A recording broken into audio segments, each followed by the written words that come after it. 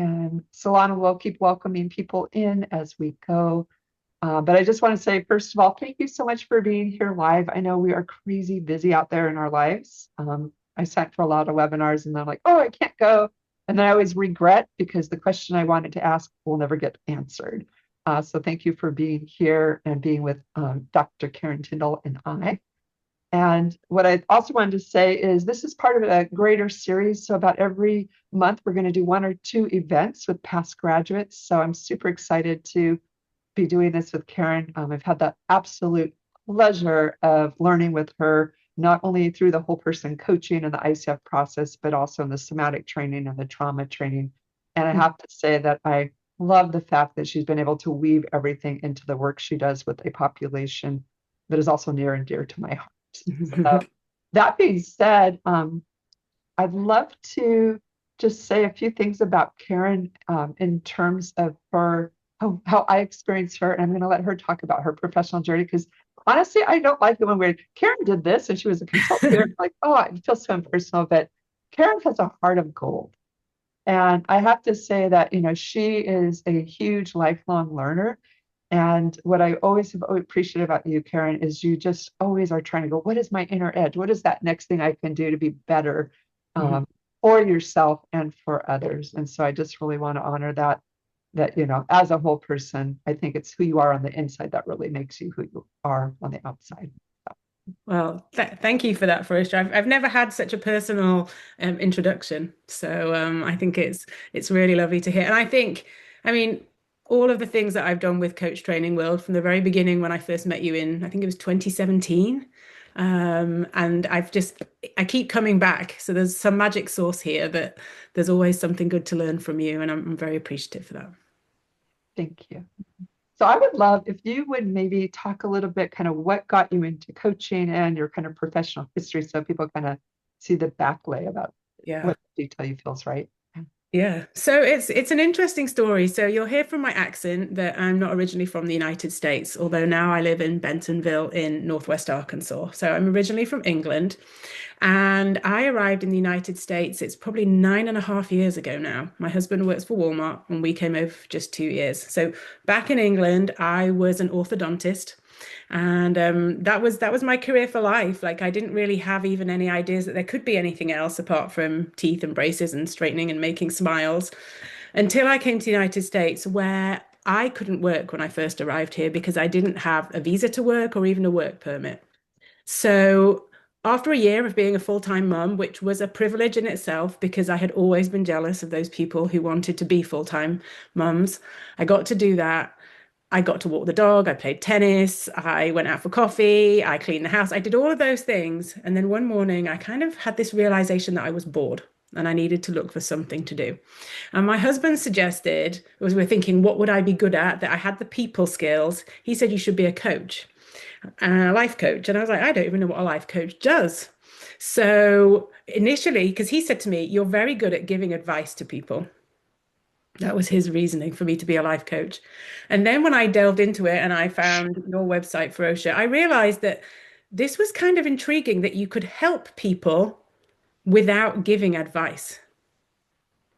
So that's how I came to coaching. Was my first contact was with your program, and I did that. And I've fallen in love with coaching. I would coach for a hobby, even if I didn't get paid to do it. It has taken a good number of years to get to a point where I do feel really established in what I'm doing. But there is still a continual evolution that things change as you go along and you adapt and you add things in. And so coaching is very much the center of what I do, and that's the base of it, the foundation. And the other things come in. And so it's created a world for professional world for me where I'm very grateful. I spend a lot of time in my world of dentistry. I found my way back to that. And that was you, Ferocia, actually, that gave me that push. You said, I tell this story many times, and I said, I work with a mentor, and my mentor said, can I make a suggestion? And I said, yeah, I'm always up for a suggestion. And you said, I think you should go back to dentists. So I followed that. I work with dentists, I work with doctors, anybody in healthcare, and more recently, in the last 6 months to a year, I'm now starting to find clients from outside of dentistry are coming to me as well. So I work with everybody basically. It's really lovely that people are coming to me now, and I get to work with a diverse group. Beautiful. Mhm. And I'm going to let you grab a drink of water because Karen's got a little bit of a cough. So I'm going to give you healthcare. Mm, thank you. I'm good. Yeah, and one of the things that as you were reminding me of that moment, in transparency, I was also working in the healthcare field, and I saw they would really love you. So Yeah. and they needed you, and you have something that I didn't. I've never been, a Mhm. healthcare professional. So Yeah. I'm curious. I'd love to transition a little bit into your work, Mhm. and in particular, because I know the healthcare world is super high stress. Mhm. And in my experience, success is often measured by productivity and performance, and obviously, wanting to have those metrics for success, which are always external, and knowing that, your proposition is that well-being is the bottom line. How do you help clients to redefine this mindset, success through the lens of well-being? Yeah. I think the starting point for this is you can't be a coach and help everybody. That very often, and I've fallen into this, fallen down a rabbit hole a couple of times where I can see that a medical practice or a dental practice really needs my help.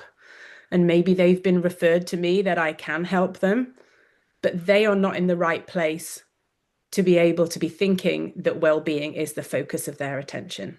So dentistry is a very unique section of like healthcare because most dentists, I mean, there are some big corporate chains out there now. We know the likes of Aspen and Heartland, and there are some big dental chains. However, a lot of practices are owned by the dentist who works in them. And they are running a business, and primarily they see their practice as the business.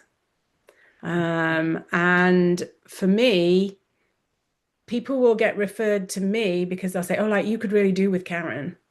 And then I'll tell them what I do. And their first reaction is, "Oh, I really need this, but I'm working with a consultant right now to improve my bottom line or to improve my numbers." And they're always thinking about the numbers of how their business can be better and look better on paper. And yet I had this thing that I was like, I have a way and a system that I can help you. How am I going to communicate this with them?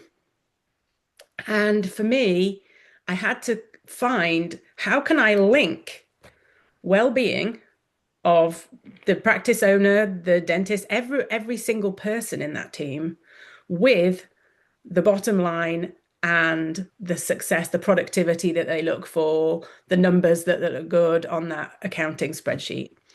And what I found, and this is through working with many different dental practices and healthcare teams, is that when we spend time focusing on the basis, and I use an analogy of a pile of plates. Now, it was my dad that shared this analogy with me of a pile of plates when I was a teenager and I was studying for exams.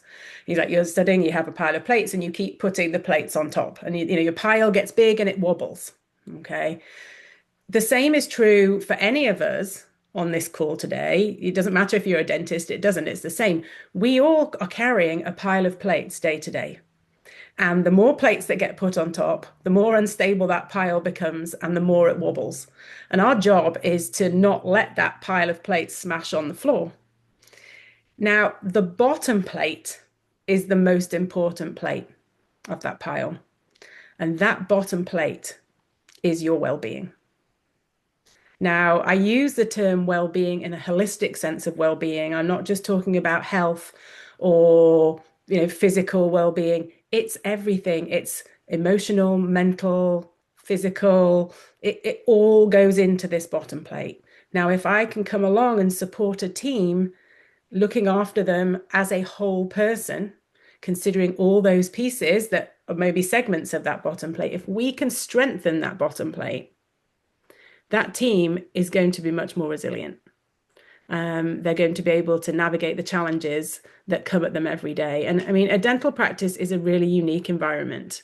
Um, it's fast paced. There's lots of patients booked in, and the people who are doing the work are focusing on a very, very small area. Like it's tiny.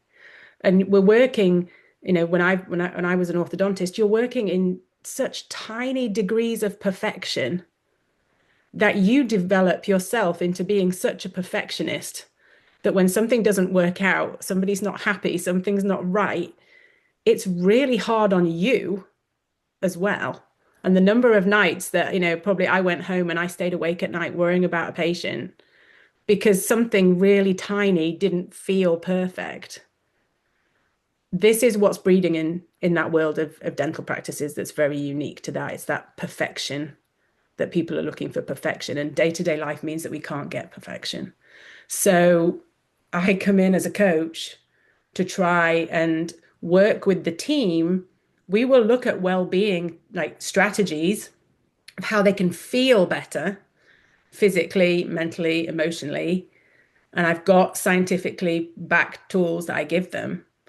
But a really important piece of what I do is working one-to-one with team members, giving them a space where they can access, in effect, life coaching, executive coaching, whatever we want to call it. It's all kind of boils down to the same thing, really, that they have that space to talk about themselves. They can talk through challenging situations at work, who they're having a complicated relationship with, and I would give an example that one of the practices that I work with, they had we'd call her the star hygienist.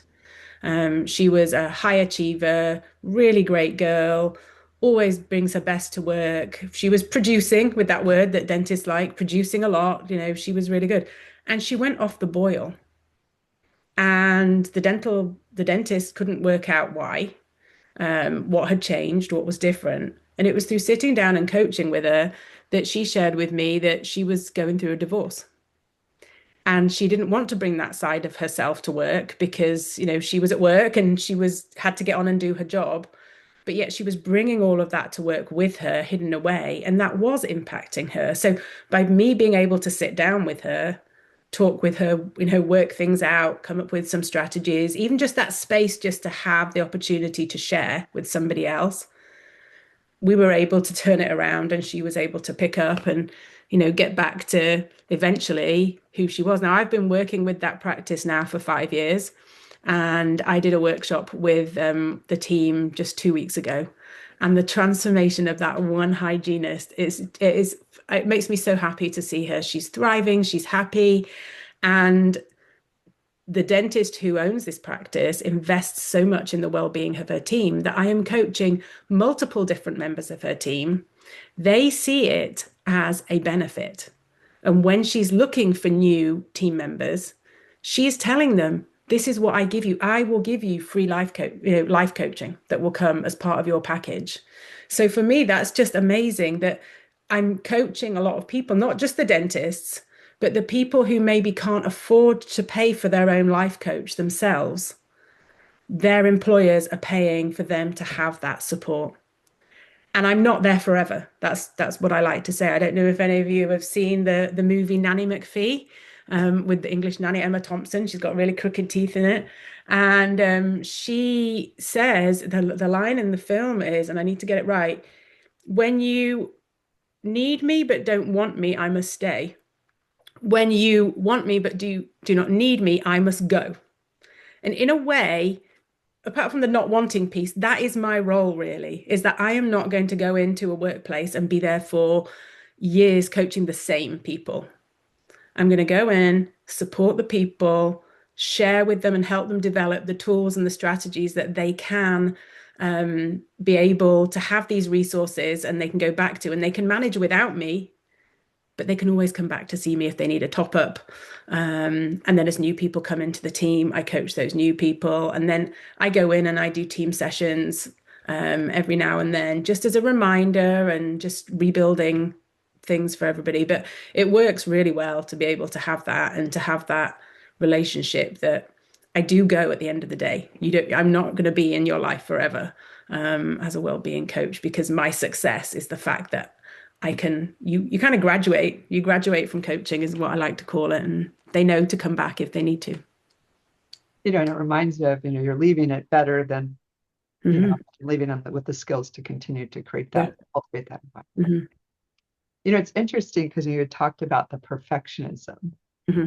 and I'm like, yep. But one of the things that kind of struck me is, you're creating a case for people to recognize well-being as that bottom plate. Hmm. And as someone who works in a similar field in the healthcare, I usually get the call when it's crisis, when it's complete depleted, exhaustion, conflict in the workplace. Things can't go further because it went too far. Yeah. And so I would love to just hear any other insights you might have to kind of awaken the industry that, hey, this is important. And, even as people that are caring for other people, I always think about it, it's like the caregiver, the provider, the dentist, the healer, however we want to call it, um, our well-being and our own resilience and resourcefulness is kind of foundational to everything because we're always touching our patients in some way, Hmm. and it Yeah. touches our work. So, any other secrets? The secrets, I think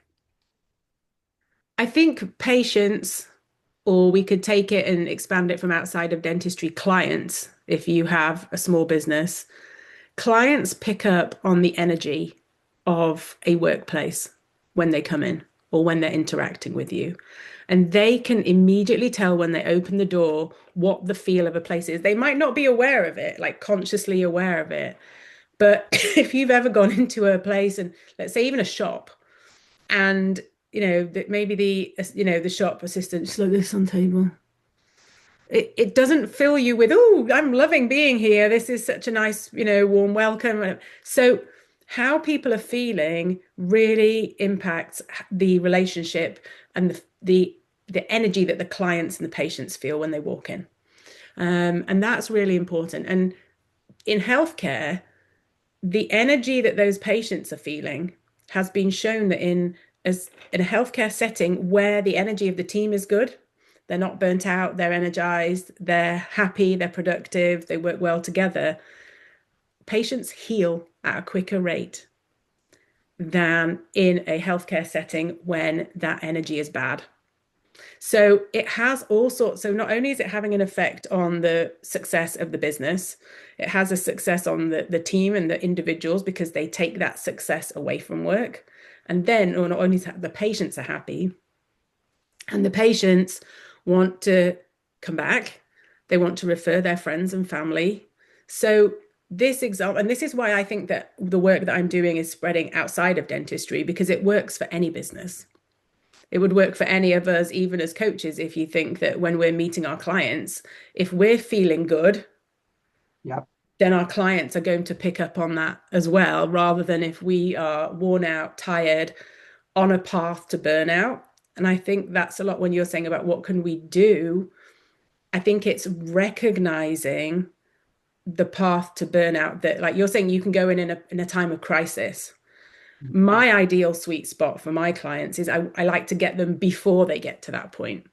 So I like working with high achieving, successful teams who are looking for a way to be even better. They're looking for that top percent rather than when I first started off, I wanted to go in and I wanted to help the people who were really struggling. That's where I was like, I can see the need. This is where I need to be. However, some of those people aren't ready for help. So for me, it's helping people. And for a lot of the teams, some of these people on the teams have never even thought about their well-being in a whole person sense before. So, it's looking at how are they working during the day? Are they getting breaks? Are they able to stand up and stretch? How do they reset their, brain and mind after one patient before going on to the next one? So are they eating lunch? Are they getting a coffee in the coffee's not maybe a great example, but are they getting a cup of tea during the morning? maybe not drinking too much coffee. So there's all these ways that we can look at what's going on in a practice or in an office of how are these people well? Do they have a lunchroom? What does the lunchroom look like? Is it a relaxing space that you want to be in, or is it a place that's filled with gossip and people are really cliquey and you don't feel welcome? So there's so many ways that we can start looking at this. And I think when I first start working with a practice, they don't know which way we're going to go with it. They just know that they're looking for something extra, something that can elevate their practice even more. So when I get in there, I have created a workplace well-being assessment that is based on, and it's some fabulous work done by the World Wellbeing Movement, who are based at the University of Oxford. And they have a fabulous resource about workplace well-being. And they did a meta-analysis of over 3,000 studies. And then they created the 12 pillars of workplace well-being. And my questions will go in and have a look, and how they answer it, I can then see where does their well-being need lie. So I can look at that as an overall practice or business. Where is the well-being need, and come up with maybe the top 3 places where we can start. But I can also break it down for the individual and say, having gone through my assessment, this is where I see your need lies. And it pretty much tallies up with what they're telling me. They've not defined it in a category, but it falls into categories. So it's really useful to be able to help businesses in that way, to be able to specifically target what is their well-being need, rather than me coming in saying, well, I know what you need.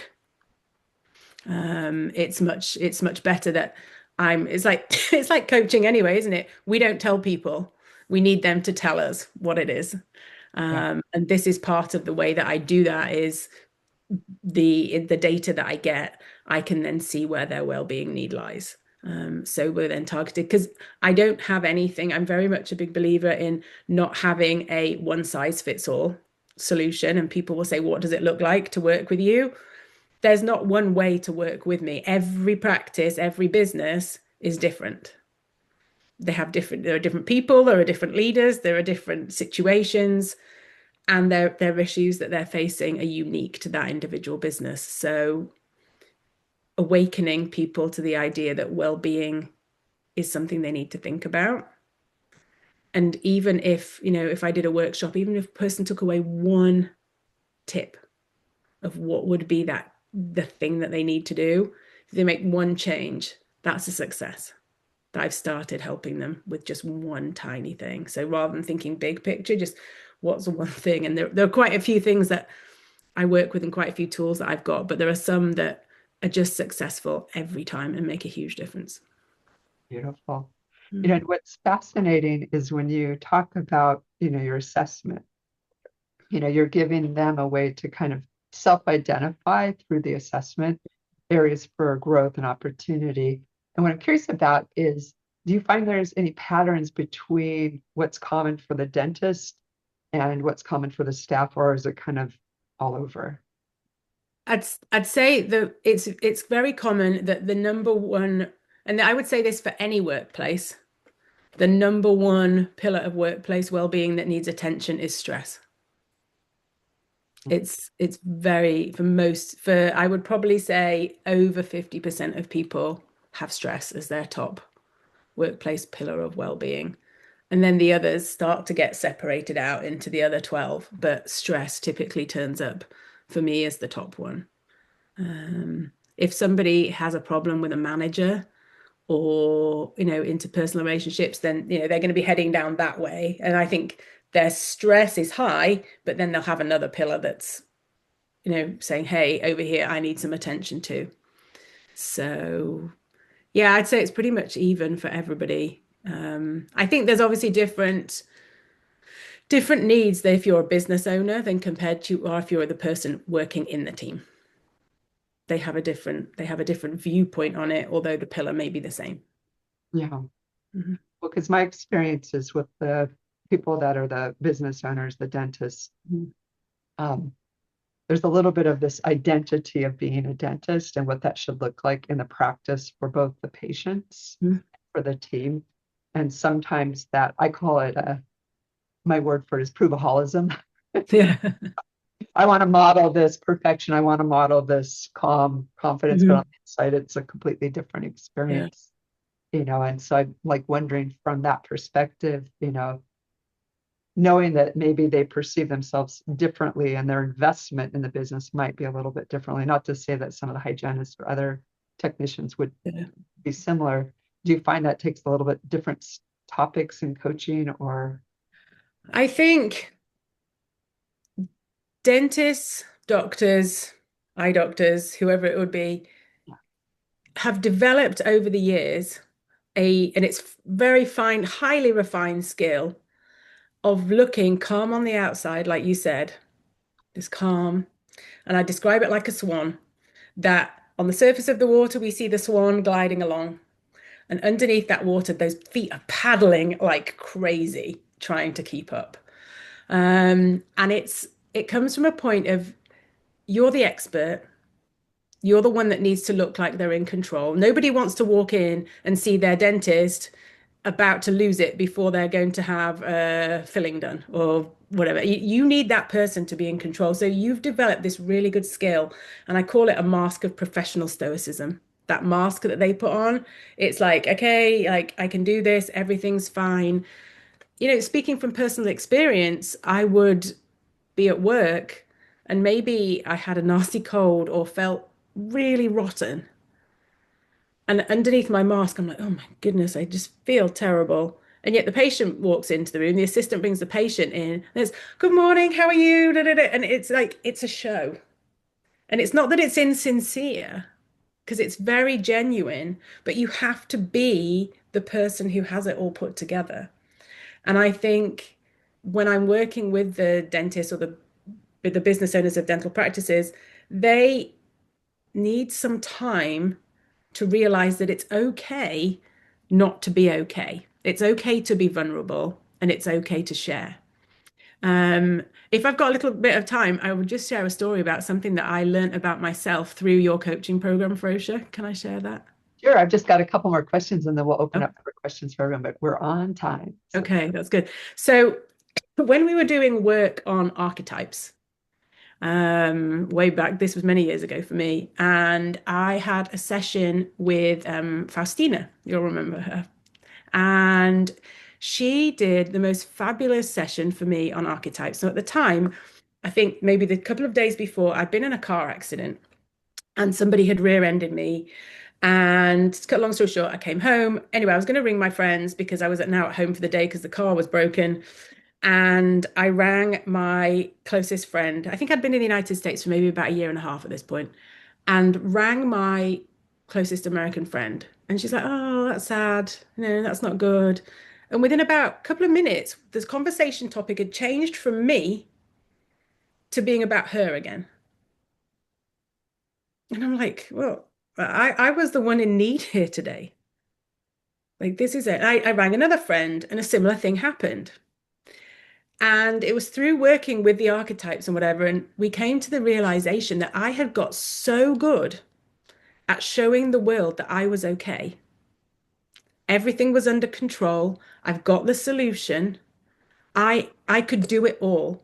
That in that time of need, I probably wasn't even maybe able to vocalize that, hey, I need something today. I am not okay. I am not coping today. But I think my default setting was so much that I am good. I've got this. I can handle everything. That they didn't think that something as a car accident, I mean, I wasn't hurt, would throw me off. So it's really interesting to actually, I had that realization that I need to start showing people that I'm not invincible, that I don't necessarily have the answers. And that same friend that did that to me on that day, she is still my best friend to this day. But now I made a decision at that point to start showing her when I wasn't okay. And we get, like, she gets it now. Like 10 years on, like she knows when I'm not having a good day.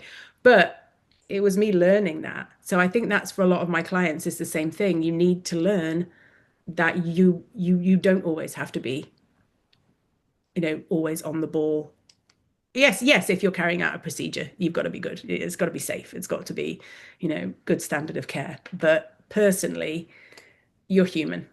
And I think that's what they are learning through the coaching. Mm. Thank you for sharing that. That just made me kind of the ripple of effects of, owning ourselves, our wholeness, and being Hmm. able to show up as a whole person Yeah. and have your friend, respond in a way that has probably enriched your Yeah, relationships. definitely. So I'm curious, I know a couple things I wanted to talk a little bit about is I know you'd mentioned at one point you were doing some workshops. And I was just curious, how does some of the somatic coaching or the mindfulness tools or this trauma work, how does that play out when obviously you're in a field where trauma is a big thing? Yeah. Yeah, there's a lot of traumatized people in Yeah. dentistry. And in a workshop, I mean, I've I regularly I speak at big dental meetings. And I'm really grateful that bigger dental meetings are actually now kind of expanding their topics that we can talk about some of this well-being. I'm very keen to say well-being isn't fluffy because when you're not feeling well, that doesn't feel fluffy. Yeah. It's not a nice thing. So, but to be in these meetings with a room, let's say, of 100 people, and they've been busy zooming around everywhere, to provide a space where we can start with a mindfulness exercise, a breathing technique, something that just grounds them in that moment. And when I first started doing this in front of big groups of people, I was kind of like, like I'm going to guarantee you that there's going to be a good percentage of people here that are going to think that I'm a bit crazy. What is she doing? Why is she doing this? But yet the feedback that I get is so nice that they're like, we really appreciated that moment. It was the first chance I got today to sit down and be still. And it's really well received. And I think that for me surprised me because I mean, the ones that most surprised me, I was at a meeting I spoke for the Georgia Dental Association at the end of June. And the room for the Georgia Dental Association with the dentists that had come to listen to me, I would probably say 50% of them were men over the age of maybe 60. It was a very different audience to any audience that I've presented to before. And I thought this is going to be a hard crowd because I don't know before I get there who's going to be in the room. But this group of, let's call them 60 plus men, they blew me away. They really embraced some of the mindfulness techniques that we were sharing. The somatic coaching, I probably do more one-to-one. That's not something that I would do with a big group like that, or maybe in a smaller group. But these guys, they loved it. And I think that they hadn't experienced anything like that before. So for them to be able to do a guided meditation for 5 minutes was very different. And it's just, I'm sharing with them like little tips and techniques that they can use during their day. So I'm very passionate about the topic of oscillation as a way of maintaining your energy throughout the day. So instead of you start off with all your energy in the morning and you finish down here, it's a way that you can start up here and finish up here. And having little micro breaks. That's the principle of it is that every 90 to 120 minutes you have to have a small micro break. How to put, and that's where I use the mindfulness suggestions in there for little things that they can intersperse into their day that's not going to take them away from their patients for very long. It might be they need to go to the window and stare out at the horizon for 30 seconds. They can easily do that. It may be that in between patients, they go and they just mindfully wash their hands and they feel the temperature of the water, on the hands. So it's incorporating it into their day that I find is, for me, is the way that I use all those skills that I've gained from you. When it's interesting as you're talking about, it sounds like almost like little micro nervous system resets Hmm. Yeah. to come back. I always call it come back to your home zone so you can really be and feel at your best. Yeah. Yeah. There's a really great book if anybody wants to, if likes reading. It's called The Healthy Deviant by Pilar Garasimo. It's Gera. Gerasimo, and she talks about the principle of oscillation. And for me personally, it's a game changer for my energy. I know a day when I haven't done it. So I would really recommend that if anybody's interested on reading about that. Love it. And we'll be sure to get it in the notes and Yeah, stuff like that. yeah. So one more question, and then if anybody has a question right now and wants to put it into the chat, I'd love to see if anybody wants to jump in. But tell me a little bit about, I know you kind of just added some kind of planning for retreats and Mhm. vacations, how does that play out in your work? And first of all, I'm Yeah, like, yay, well, so cool. what started as just, I mean, I love traveling. Um, that for me is just my joy if I can be on a trip somewhere, a vacation. And I would be giving advice. The dentist that I'm meeting, they'd be saying, "Oh, I'm going to England on vacation. Have you got any suggestions?" And I started putting together travel itineraries for dentists who were going away to England. I've done it all. It seemed to be this dental thing of dentists who wanted to travel to England. Then it spread to Europe. And I was at a dental meeting in Aruba last summer, and someone was going to London, and I gave them some tips, and they said to me, "Oh, you should do this. You should do this professionally." And I went away, and I was like, let the idea mull in my mind. Anyway, at the end of last year, beginning of this year, I did my travel advisor certification, and it started as a hobby. I was just booking trips for myself, family, and close friends. And then gradually it started becoming that more people were asking me to book trips for them. And I think, well, I know I am using my coaching skills in that relationship with these people to build them a vacation or a trip that's going to be a success for them. I think far too often, and this is where our coaching skills are good, a travel advisor will say, "Hey, this is a great deal. This is a great trip. You should go here. This is what you should do," without really listening to what the person wants for their trip. I need to know what was a success on a trip that you've done before, what worked really well. Equally, what wasn't a success on a trip that you've had? What was bad? What sort of hotel really didn't suit you? And by using my coaching skills, and that's what I do on my first appointment session with a new travel client, is I just listen and ask the right questions to determine what is it that they want. So I'm now booking all sorts of things from one nights in hotels, weekends away, couple of weeks around Europe. I'm doing safaris in Tanzania. I'm doing team retreats in Croatia for a dentist. I'm doing a team retreat in Colorado. So I'm planning all sorts of things. And for me, it's just that feels like a hobby and it feels like fun. So I do my coaching in the morning because that's when most of my clients want coaching. They're not really big on afternoons.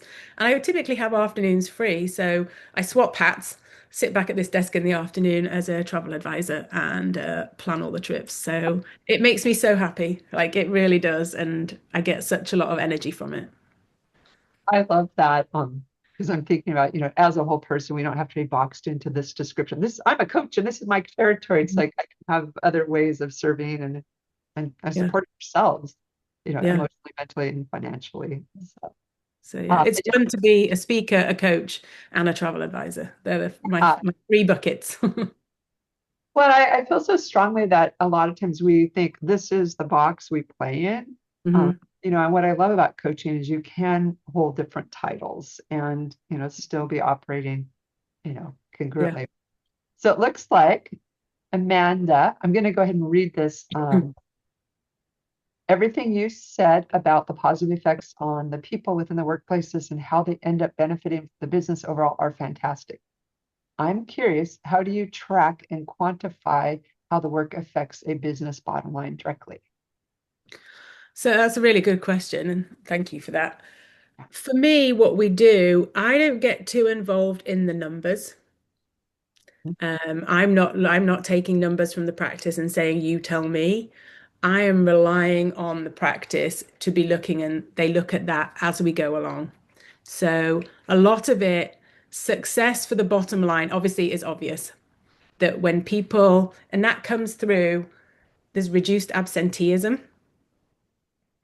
Yeah. There's people are more productive when they're at work.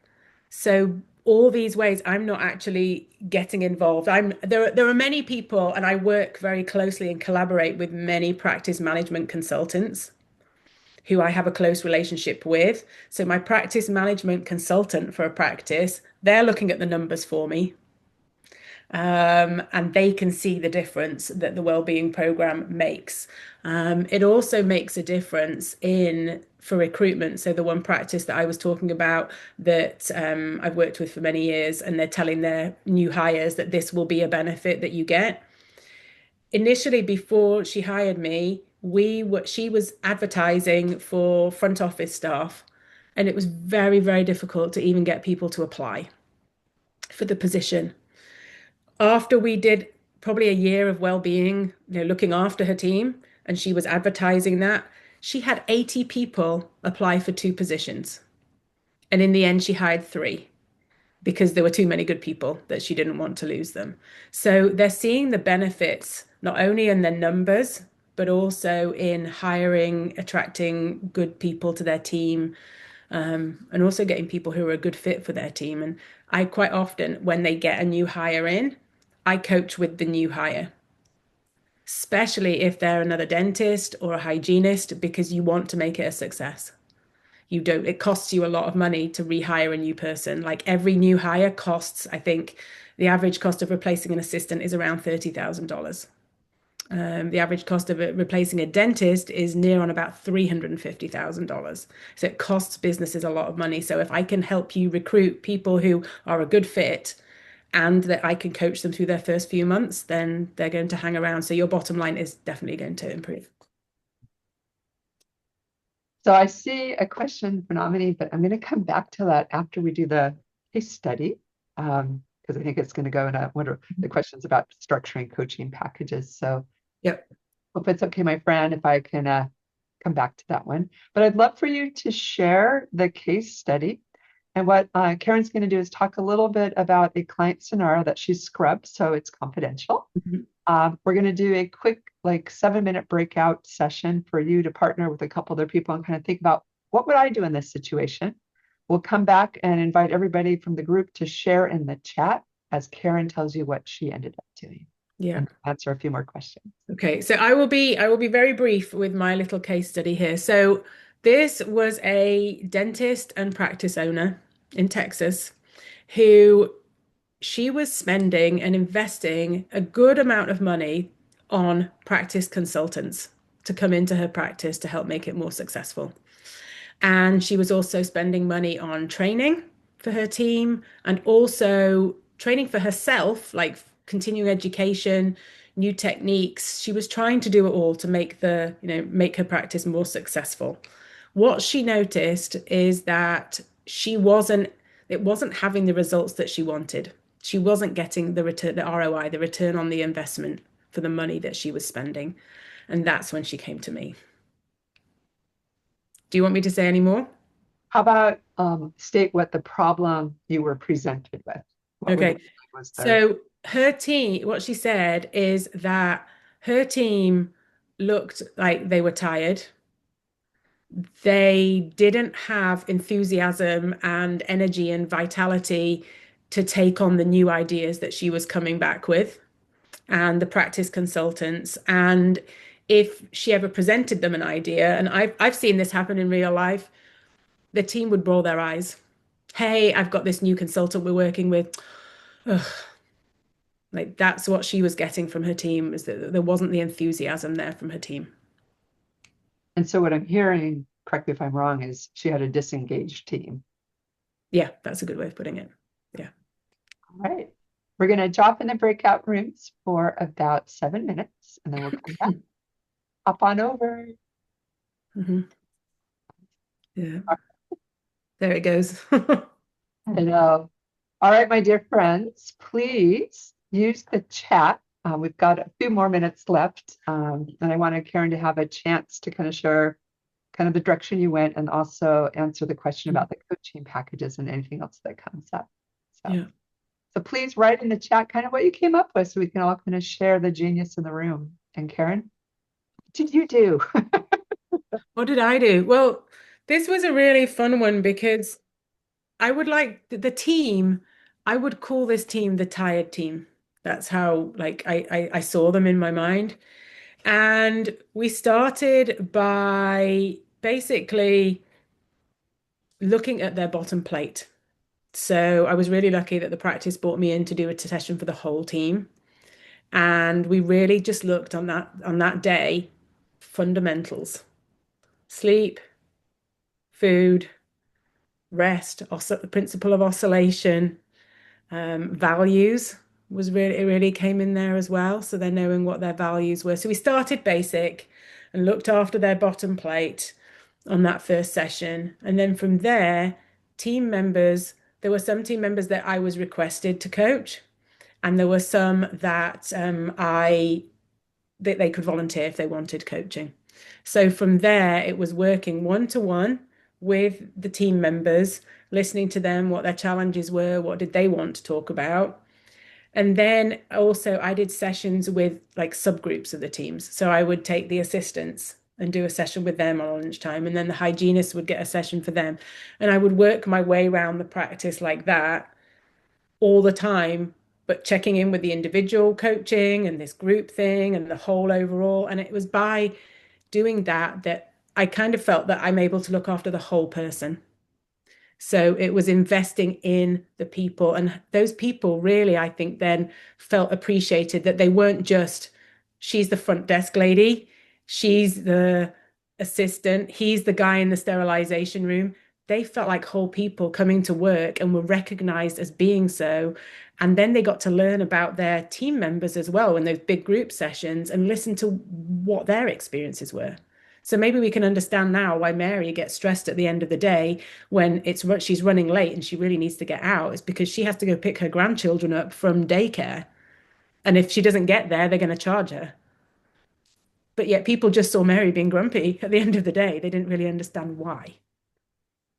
So it was really good to do a combination of all of those things. Well, it really sounds like peeling back the human as addressing, the multidimension that, we are more than our job and Yeah, also taking care of the whole person. yeah, definitely. Do you want to speak to the packaging? Oh yeah. So I am very much I'm not a salesperson. I back away from anything that's really salesy. It's just not me. But what I do is I have everything that I do is custom for each individual business. So nobody can come along and say, how much does it cost to work with you? Because I don't have that price, because it could be completely different from what you want to the person down the road. What I do know is I keep in my mind my hourly rate, and I have an hourly rate for coaching. And then from there, I can then, if I'm just doing one-to-one coaching, that's my hourly rate. If I'm doing a group session, I think, okay, that's my hourly rate plus work out how much time is it going to take me to prepare for this? So then I factor that in as to how I charge for these things. The thing that works really well for me, and I would suggest this if you're working with a team or is I have a coaching bank account. And what the business owner pays into the business bank account. It's not real bank account, it's just into my account, but we put it on a spreadsheet as a bank account. And then as I coach, I just deduct per half hour, 45 minutes, an hour off that bank account. And then when it's getting low again, I'm like, hey, would you like to top up the bank account because I've got sessions that I need for so and so? And then they pay back into the bank account. And then I just work my way down that. I don't use the bank account for like group sessions and things like that. I just use it for one-to-one coaching. But it really helps businesses and leaders visualize how much coaching I'm doing, how much money am I using. And I think the softly approach is let's just put a couple of $100 in there to start off with. Let's go with $800, and I'm just going to coach a few people, and then they like it and like, okay, let's top it up. Yeah, Rather than saying, hey, here's my price and it's X thousand dollars and you're going to work with me for 6 months and we're going to be locked in. And people don't want to be locked in, I find. But what I'm doing is I'm building loyalty by just doing it a little bit. And just it's for me, it's a really comfortable way to work. absolutely. And what I'm loving is you're really talking about having kind of like a retainer, Hmm. but also kind of those, we always think about it in marketing, the intro, build the trust, and then Mhm. upsell, Yeah, now that the real value is felt and yeah, seen. yeah, that's like that. I like them to experience it and see that they really like this and they notice the difference in their team. And then it just then becomes like once one or two of them do it, like you open the floodgates and they're like, oh, I have another one. And then each week you get a request for somebody to join in. So it works really nicely.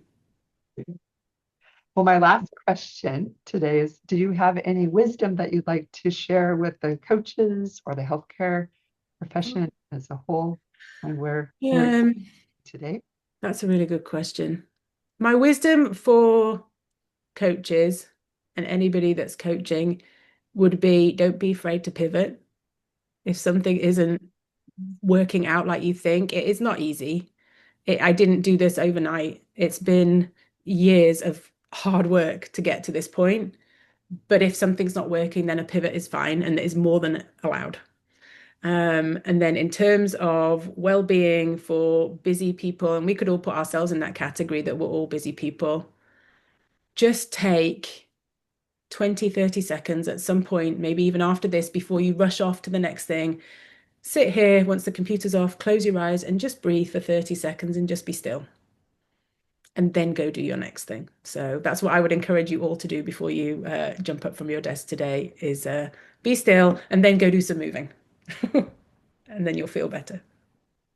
So if folks want to learn more about you, do you want to drop your website into the email? Yeah. Well, I don't actually have a website at the moment, so I'm kind of How about trying your not LinkedIn? to. So I have an Instagram, which I will put on there because I'm kind of rebranding and I am not in a rush to create a website because I've learned in the past that every time I create a website, within 2 minutes, it's out of date. So I'm holding off on the website for at least probably 12 months. If people, the good thing for me is it's a lot of word of mouth. Um, so that's how people find me. But that's my Instagram at Dr. Karen Tindall. And you can find me on LinkedIn and those places that I'm there, Dr. Karen Tindall. I pop up all over the place, but Instagram and LinkedIn are really where you'll find me. But I really appreciate having had this opportunity, Ferosha. It's been really fun to share. It's not often you get to talk about yourself and what you do. I know we never do that as coaches, right? Yeah. So, well, I always, always appreciate you and thank you so much for sharing so much. Just for everybody's benefit, I will get the recording process. We'll put it up online so those aren't here can see it if you want to come back and hear all the wisdom again. So thank you so much, Karen. Well, thank you, Ferosha, and Really thank you appreciate everybody you. for being here. And thank you everybody for having cameras on. It's really nice to see faces. Uh, Yes, it is. so thank you. Thanks, Take care, Karen. everyone. Thank you. Thank Next month we'll be you. doing Thank relationship you so coach. much.